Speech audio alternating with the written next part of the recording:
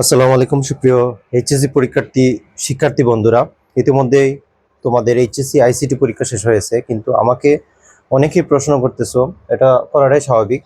MCQ পরীক্ষা হয়তো বা প্রশ্ন অনেকটা কঠিন হয়। অনেকে প্রশ্ন করতেছো, স্যার পাস মার্ক কত? আমরা আজকে পাস মার্ক নিয়ে আলোচনা করব। তার আগে আমি বলে রাখি একটা কথা, পরীক্ষা যেরকমই হোক না কেন, একটা পরীক্ষার ফলাফল কিন্তু তোমার পুরো পরীক্ষার রেজাল্ট অর্থাৎ পুরো পরীক্ষার ফলাফল নির্ধারণ করতে পারে না। তো পরীক্ষা যেমনই হোক না কেন, তোমাদের পরবর্তী পরীক্ষার জন্য ভালোভাবে প্রস্তুতি নাও। যারা এই নিয়ে চিন্তায় আছো যে আইসিটি এমসিকিউ অনেকের 8টা 9টা 10টা এমসিকিউ হয়েছে, তারা চিন্তায় আছো যে পাস করবে কিনা। তবে হ্যাঁ, এমসিকিউ এবং সিকিউ যেহেতু তোমাদের আলাদাভাবে পাস করতে হবে, এমসিকিউ তোমাদের 25 মার্কের মধ্যে মোট 8 মার্ক পেতে হবে।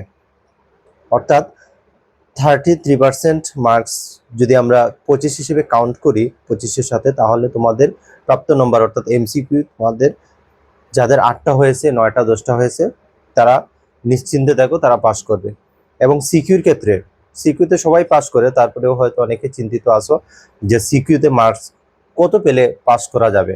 সিকিউতে 50-এর মধ্যে 17 অর্থাৎ 33% যে মার্ক হয় 50-এর মধ্যে 17 পেলে পাস করতে পারবে তুমি।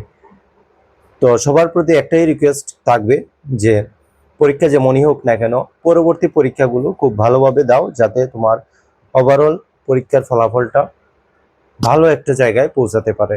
সবার জন্য শুভকামনা রইল। যদি ভিডিওটি ভালো লাগে অবশ্যই চ্যানেলটি সাবস্ক্রাইব করে রাখো এরকম গুরুত্বপূর্ণ তথ্য পেতে।